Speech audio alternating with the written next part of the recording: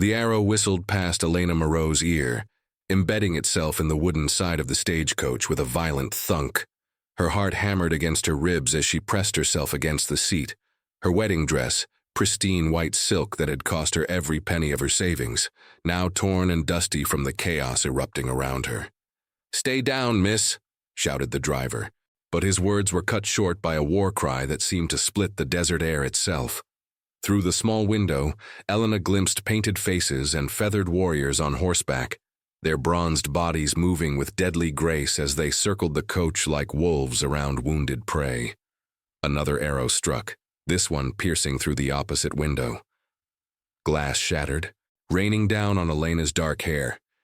She wasn't supposed to die like this, not when she was finally going to meet Thomas Henderson, the rancher who had promised her a new life through their correspondence. Not when she was finally escaping the suffocating poverty of New Orleans. Before we continue with Elena's incredible journey, if you're enjoying this story, please hit that like button and subscribe to help me reach my first 50 subscribers. Your support means everything, and helps me bring you more epic Western romance tales. Now, let's get back to the story. The coach lurched violently to one side as the horses reared in terror. Elena heard the driver cry out, then silence. The guard's rifle cracked once, twice, then nothing. Her breath came in short, desperate gasps as she realized the horrible truth. She was alone. The coach door was ripped open with such force it nearly came off its hinges. Elena found herself staring into the most intense pair of dark eyes she had ever seen.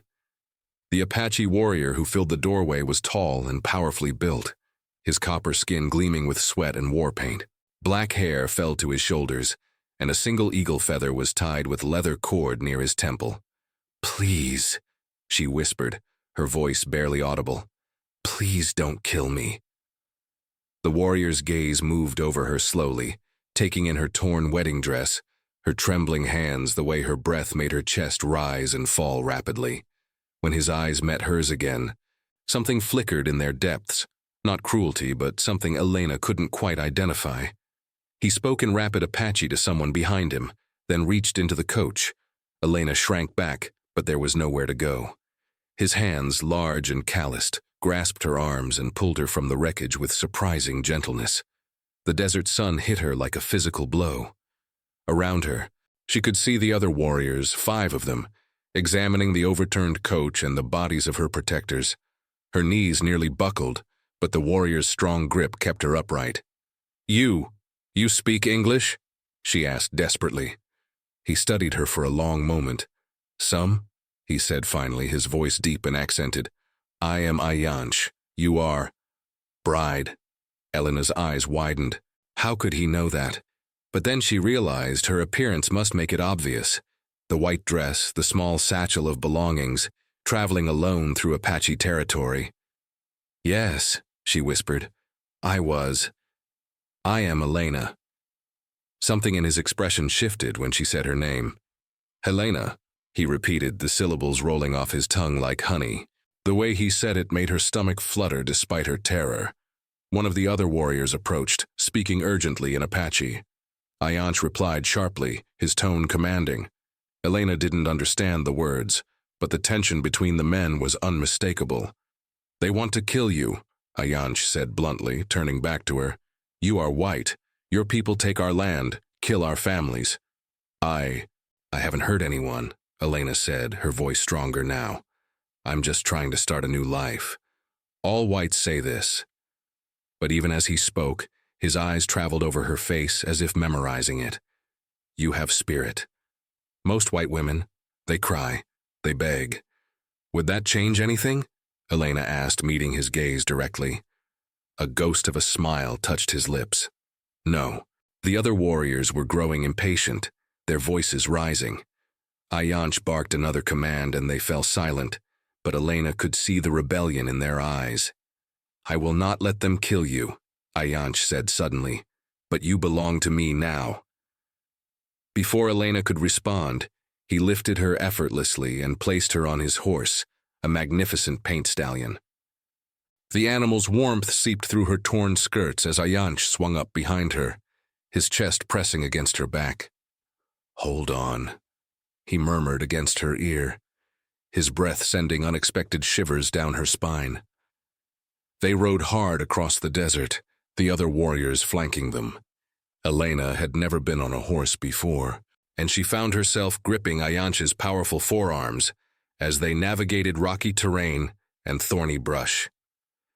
His body moved with the horse's rhythm, and despite everything, the terror, the uncertainty, the knowledge that her life had just changed forever, she couldn't ignore the warmth spreading through her at his nearness. 3 hours passed before they reached the Apache camp hidden in a canyon between red rock walls. Smoke rose from cooking fires, and Elena could see women and children going about their daily tasks. The sight should have comforted her. This was a community, not just a war party. But instead it drove home how completely her world had shifted. Ayanch dismounted first, then reached up to help her down. His hands spanned her waist easily, and for a moment they stood close together, his dark eyes searching her face. "You are safe here," he said quietly, "as long as you are mine." "And if I don't want to be yours?" Elena asked, surprised by her own boldness. His smile this time was genuine, transforming his stern features. "Then you will try to escape, and I will bring you back. Many times. Perhaps until you realize this is your home now." An older Apache woman approached, speaking rapidly to Ayanch. Her weathered face showed curiosity rather than hostility as she looked at Elena. "My grandmother, Nasha," Ayanch explained. "She says you are too thin, too pale. She will care for you."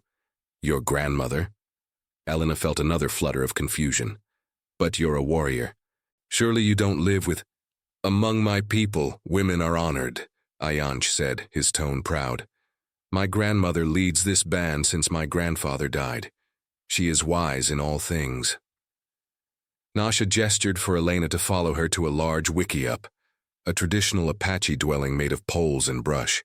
Inside, it was surprisingly spacious and comfortable, with woven mats and painted pottery. The older woman immediately began bustling around, gathering supplies. "She wants to bathe you," Ayanch translated. "Your clothes are torn and you smell of fear and dust." Elena's cheeks burned. "I can manage myself, thank you." "No," Ayanch said firmly. "You are in shock. You will be cared for." He paused, his eyes growing intense again. "Tonight you will eat with my family. Tomorrow, we will talk of your future." He left her with Nasha, who proved to be surprisingly gentle despite the language barrier. The older woman heated water over a fire and brought Elena soft doe-skin clothing to replace her ruined wedding dress. As Elena sank into the warm bath, she couldn't help but think of the irony. She had been traveling to marry a stranger, and now she was captive to another stranger entirely. Yet somehow Ayanch didn't feel like a stranger. There was something about him, some connection she couldn't explain. When she emerged from the wickiup wearing the Apache clothing, she felt transformed. The soft leather clung to her curves in a way her corset and bustle never had. Her dark hair, freed from its pins, fell in waves down her back. Ayanch was waiting for her, and the look in his eyes when he saw her made her breath catch. He had changed as well, trading his war paint for simple buckskin pants and a shirt that left his muscled arms bare. Without the fierce warrior paint, she could see his face clearly. High cheekbones, a strong jaw, and those impossibly dark eyes that seemed to see straight through her. "You look," he began, then stopped, switching to Apache as if the English words weren't sufficient. "What did you say?"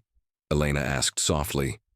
"Beautiful," he translated, "like the morning star." They ate with his family around a central fire. Nasha, several other women Elena took to be his aunts and sisters, and a few children who stared at her with open curiosity. The food was surprisingly good.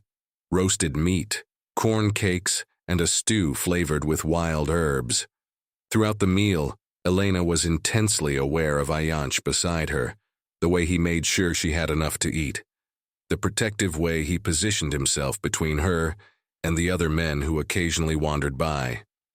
After the meal, he walked her to the edge of camp where they could see stars beginning to appear in the darkening sky. "Your husband-to-be," Ayanch said without preamble. "Tell me of him." Elena wrapped her arms around herself. Thomas Henderson. He owns a ranch near Tucson. We've been corresponding for 6 months. You love him? The question was so direct, so unexpected, that Elena stumbled over her answer. We've never met. It was an arrangement. I needed a home, and he needed a wife. Ah, Ayanch nodded as if this explained everything. So you run from something toward something else unknown. I wasn't running, Elena protested, then stopped. Was she? My parents died of fever. I had nothing left in New Orleans except debts and men who wanted to take advantage of a woman alone. And now you are alone with me, Ayanch said, stepping closer. Are you afraid? Elena looked up at him, studying his face in the starlight. She should be terrified. She was a captive of Apache warriors. Her protectors were dead, and she was completely at this man's mercy.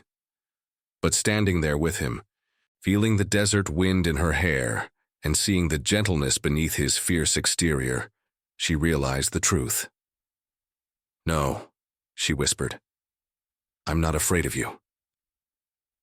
His eyes darkened with an emotion she was beginning to recognize. You should be, he said roughly. I want you, Elena. From the moment I saw you in that coach, I knew you were meant to be mine. Her heart began to race, but not with fear. Ayanch. He reached up and touched her face, his calloused fingers tracing her cheekbone with infinite gentleness. In my vision quests, I dreamed of a woman with skin like moonlight and eyes like the deep places in a river. A woman who would bring change to my people, who would bridge 2 worlds. You can't possibly believe. I believe in what the spirits show me, he said firmly, and I believe in what I feel when I look at you. If you're loving this tale so far, don't forget to like this video and subscribe. I'm working hard to reach 50 subscribers, and every single one of you makes a difference. Help me grow this channel. Now back to Elena. Before Elena could respond, he leaned down and kissed her. It was gentle at first, questioning, but when she didn't pull away, it deepened. Elena had never been kissed like this, with such passion, such reverence. Thomas Henderson had never even held her hand, and here she was in the arms of an Apache warrior, feeling more alive than she ever had. When they broke apart, both were breathing hard. This is impossible, Elena whispered. Many impossible things have happened today. Ayanch replied, his thumb tracing her swollen lips. Perhaps the spirits have plans we cannot see. Over the following days, Elena found herself settling into life in the Apache camp with surprising ease. Nasha proved to be an excellent teacher, showing Elena how to prepare food, weave baskets, and even some basic Apache words. The children, initially shy, began following her around and giggling when she attempted their language. But it was Ayanch who filled her thoughts day and night. He would appear at unexpected moments, bringing her wild flowers he'd picked on hunting trips, teaching her to ride his horse properly, showing her hidden springs and sacred places in the canyon. Each encounter left her more confused about her feelings and more certain that her life had taken a turn she never could have imagined. One evening, as she helped the women prepare for a celebration, honoring successful raiders returning with captured horses, Ayanch appeared at her side. Come, he said simply. There is something you must see. He led her up a narrow path to the rim of the canyon. The view was breathtaking. Endless desert stretching in all directions, painted in shades of gold and red by the setting sun. My grandfather brought me here when I became a man, Ayanch said. He told me that someday I would bring my woman here to see the world as the eagles see it. Elena's pulse quickened. Ayanch. I'm not my woman? He turned to face her, his expression serious. Your body says otherwise when I touch you. Your eyes say otherwise when you look at me. It was true, and they both knew it. Despite everything, the circumstances of their meeting, the cultural divide between them, the impossible nature of any future together, Elena was falling in love with this complex, passionate man. What about Thomas Henderson? She asked weakly. He's probably searching for me. Let him search, Ayanch said fiercely. You were never his. You were meant for me.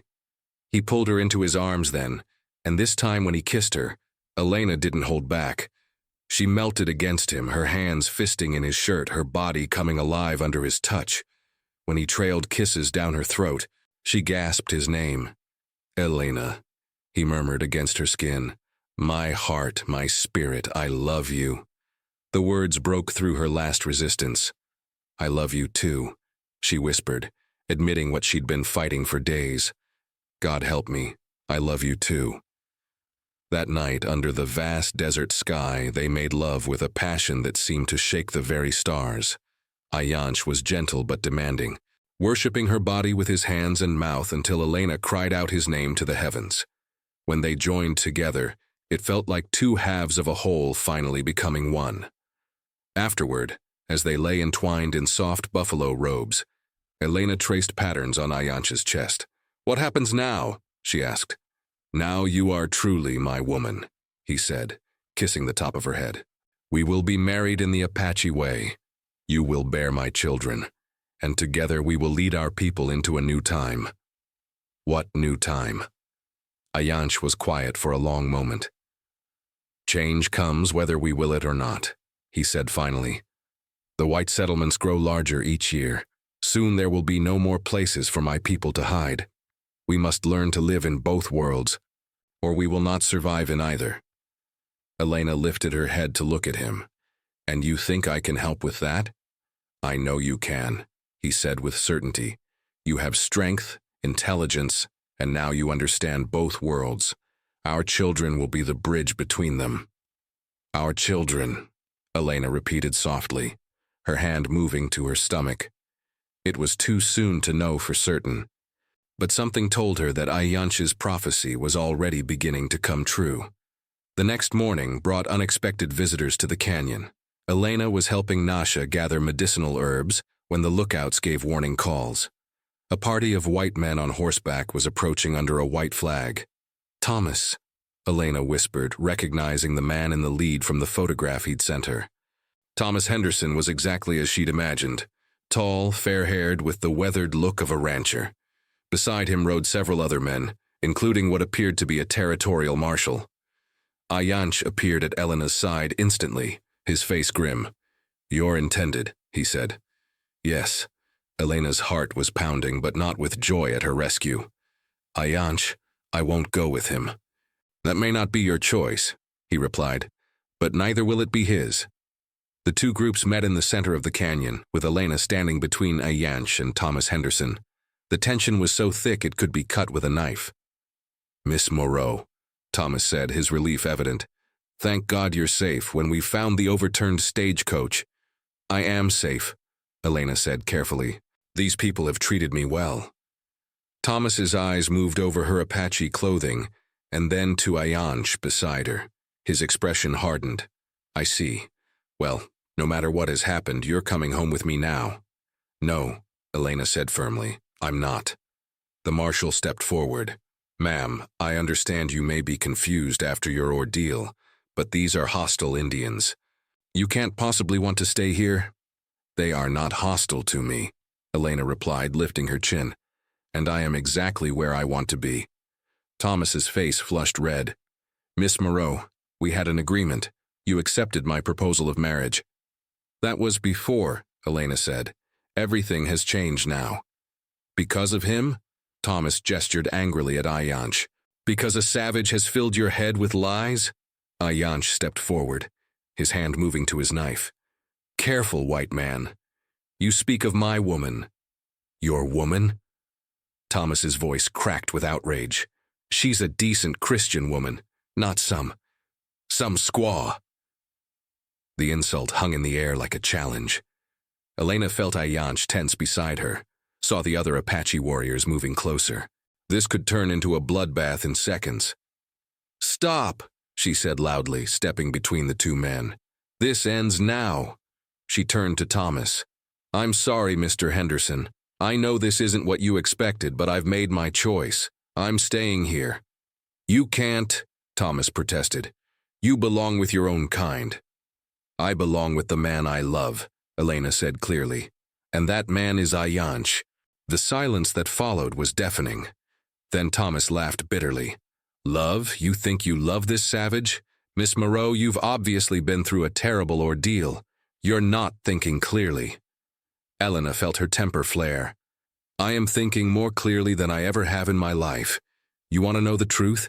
I was running away when I answered your advertisement. I was desperate and alone, and I was willing to marry a stranger for safety. But I found something here I never expected. Love, respect, and a place where I truly belong." "With murderers and heathens?" the marshal demanded. "With people who have shown me more kindness and acceptance than I ever found in civilized society," Elena shot back. "These heathens took in a stranger and made her family. They've shared their food, their knowledge, their home with me. What more Christian act could there be?" Ayanch spoke then, his English careful but clear. "We do not hold her against her will. She chooses to stay. Honor her choice." Thomas shook his head. "I won't leave without her. Miss Moreau, I'm giving you one last chance to come with me willingly. And if I refuse, then we'll take you by force," the marshal said grimly. "For your own good." Ayanch's warriors tensed, hands moving to weapons. Elena saw the situation spiraling toward violence and knew she had to act. "Wait," she said urgently. "There has to be another way." It was Nasha who spoke up then, her voice carrying the authority of age and wisdom.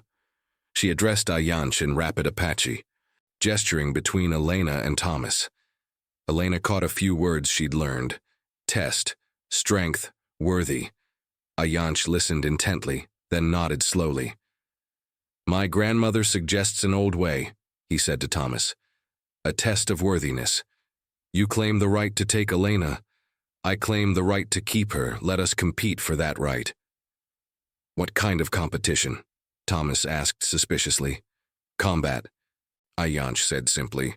"Single combat. The winner takes Elena." "No," Elena protested. "I am not a prize to be won. I've already made my choice." "This is the way," Ayanch said gently. "It will settle the matter with honor." Thomas was already shaking his head. "I'm not fighting some Apache warrior with knives and tomahawks. That's barbaric." "Then you forfeit your claim," Ayanch said with satisfaction. "Not so fast," the marshal interrupted. "If there's to be a fight, it should be fair. Pistols at 20 paces. That's civilized." Elena watched in horror as the two men agreed to terms. Despite her protests, they were going to fight over her as if she were property. But as she looked at Ayanch's face, she realized this was about more than just her. It was about respect, about proving that love could bridge any divide. The duel was set for dawn the next day. That night, Elena paced restlessly in Ayanch's wickiup, fear gnawing at her heart. "You could be killed," she said for the 100th time. "I will not be," Ayanch replied calmly, checking his pistol, a weapon he'd taken from a cavalry officer years before. "You can't know that. Thomas has probably been shooting since he was a boy. What if—" Ayanch caught her hands, pulling her down beside him. "Elena, look at me. Do you trust me?" "Yes, but do you believe the spirits brought us together?" Yes." "Then trust in that. Trust in our love." He kissed her gently. "Whatever happens tomorrow, know that you have changed my life, my heart, everything I am." Elena's eyes filled with tears. "I can't lose you. Not now. Not when I've just found you. You will not lose me," he promised, and something in his voice made her believe him. Dawn came too soon. The entire camp gathered to witness the duel, along with Thomas and his men. Elena stood with Nasha, her heart hammering as the two men took their positions.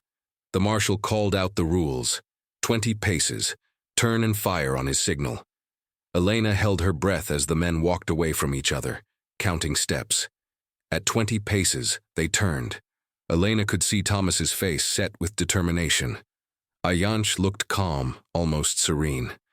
The morning sun caught the barrel of his pistol as he raised it. "Fire!" the marshal shouted. 2 shots rang out as one. Elena screamed, watching both men stagger. For a horrible moment she thought both had been hit. Then Thomas fell to his knees, clutching his shoulder. Ayanch remained standing, a thin line of blood running down his arm where Thomas's bullet had grazed him. "It's over," the marshal said grimly. "Henderson's out of the fight." Thomas was helped to his feet, his face gray with pain and defeat. "This isn't finished," he gasped. "The army will come. They'll wipe out this whole camp." "Maybe," Ayanch said calmly. "Or maybe there is a better way." Elena ran to him, throwing herself into his arms. "You're hurt." "It is nothing," he assured her, but she was already examining the wound. "Elena," Thomas called out weakly, "please don't throw your life away on this." She turned to face him, her decision crystal clear. "I'm not throwing it away. I'm finally starting to live it." 3 months later, Elena stood on the rim of the canyon again. But this time she wasn't alone. Her hand rested on her gently rounded belly, where Ayanch's child grew strong and healthy. Beside her, Ayanch pointed out landmarks in the valley below. "There," he said, indicating a green area near a stream. "We will build our settlement. Adobe houses like the Mexicans use, but with Apache wisdom in their placement. Good water, good grazing, protected on 3 sides." "And they've agreed to this?" Elena asked, referring to the territorial government officials who had been negotiating with them for weeks. "They need peace more than we do," Ayanch said pragmatically. "The railroad wants to come through this area. They cannot do that if we are raiding their survey crews." It had been Elena's idea, born from her unique position between 2 worlds. Instead of fighting, why not find a way for both peoples to benefit? The Apache knew the land better than anyone, its water sources, its seasons, its dangers. The white settlers brought new technologies and trade opportunities. With careful negotiation and mutual respect, both could prosper. "The first children are the hardest," Nasha had told her through Ayanch's translation. "They must be strong enough for both worlds, wise enough to choose the best from each." Elena smiled, thinking of the child she carried. Boy or girl, it would grow up bilingual, bicultural, a living bridge between Apache and Anglo worlds. And there would be more children, more bridges, creating something entirely new. "What are you thinking?" Ayanch asked, noticing her smile. "About our son or daughter," Elena said. "About the future. And I think your grandmother was right about your vision, about change coming. But maybe it doesn't have to mean the end of your people. Maybe it means the beginning of something new." Ayanch pulled her close, his hand joining hers on her belly. "The dawn of a hybrid clan," he murmured. "Children of 2 worlds, belonging fully to both." "Is that what you want?" Elena asked. "I want whatever future includes you and our children," he said simply. "The rest, we will figure out together." Thank you so much for listening to this story. If you enjoyed it, please smash that like button and subscribe to help me reach my goal of 50 subscribers. Your support helps me create more amazing Western romance stories for you. What did you think of this story? Let me know in the comments below. As the sun set behind them, painting the desert in shades of gold and crimson, Elena leaned against her husband's strong chest and smiled. She had left New Orleans as a desperate woman fleeing an uncertain future. She had been captured, transformed, and reborn. Now she was Elena, wife of Ayanch, soon to be mother of the first generation of a new kind of American family. The mail-order bride who had been ambushed by Apaches had indeed birthed the dawn of a hybrid clan, and in doing so had found her true destiny at last.